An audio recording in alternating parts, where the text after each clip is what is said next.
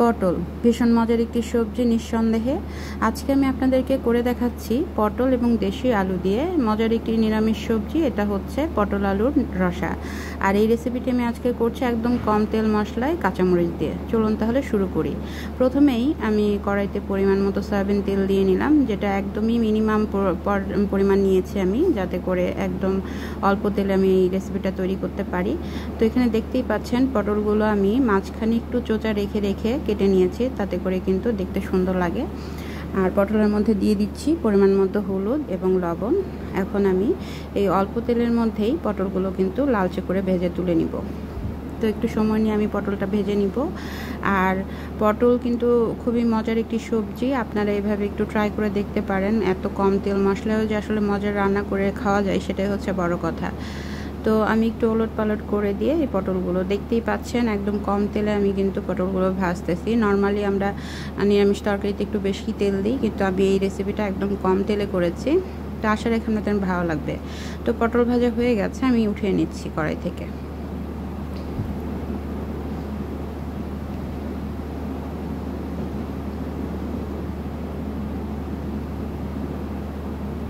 এখন কড়াইতে আমি আরেকটু হালকা পরিমাণ তেল দিয়ে নিচ্ছি, যেহেতু আলু ভাজতে হবে আমাকে।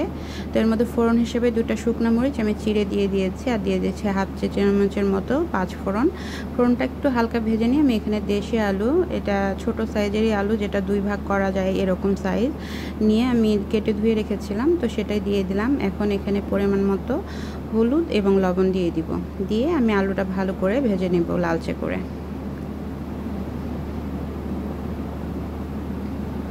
নিরামিষ সবজিতে কিন্তু সবজিগুলো যদি আমরা সুন্দর করে ভেজে নিই, সেই তরকারি খেতে অনেক বেশি মজার হয়।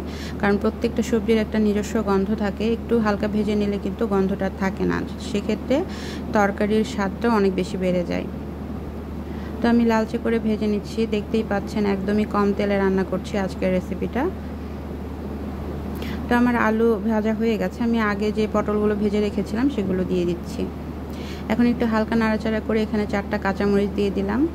আজকের রান্নাটা আমার জাস্ট এই শুকনো মরিচ ফোড়ন এবং কাঁচামরিচ দিয়েই কিন্তু হচ্ছে। আর এখানে দিয়ে দিচ্ছি 2 কাপ পরিমাণ পানি। জাস্ট তরকারিটা গামাখা হবে, পাতলাও না একবারে শুকনোও হবে না। তো এখন ফুটানো পর্যন্ত আমি ওয়েট করছি, যতক্ষণ না সবজিগুলো ভালোভাবে সিদ্ধ হয়ে যায়। মোটামুটি ঝোল একটু কমে আসছে, আমি এখানে দিয়ে দিচ্ছি হাফ চা চামচের মতো গরম মশলা গুঁড়া এবং হাফ চা চামচের একটু বেশি হবে ভাজা জিরার গুঁড়া দিয়ে দিচ্ছি। আজকের এই রান্নাতে কিন্তু ভাজা জিরার গুঁড়া এবং গরম মশলা এই দুটাই মেনলি হচ্ছে মশলা হিসাবে আমি ইউজ করছি। সাথে দিব ঘি আর একটু কর্নফ্লাওয়ার, সেটা কিছুক্ষণ পরে দিব কর্নফ্লাওয়ারটা। তো ঘি দিয়ে দিলাম এখানে 1.5 চা চামচের মতো। এখন একটু নাড়াচাড়া করে নিচ্ছি, আর দিয়ে দিচ্ছি প্রায় 1 চা চামচের মতো কর্নফ্লাওয়ার। এই কর্নফ্লাওয়ারটা দিচ্ছি কারণ যেহেতু ঝোলে আমি কোনো ধরনের ভারী মশলা ইউজ করিনি, এই কর্নফ্লাওয়ারটা ঝোলটাকে একটু হালকা গাঢ় হতে সাহায্য করবে, যেটা তরকারির স্বাদকেও কিন্তু অনেকটা বাড়িয়ে দিবে।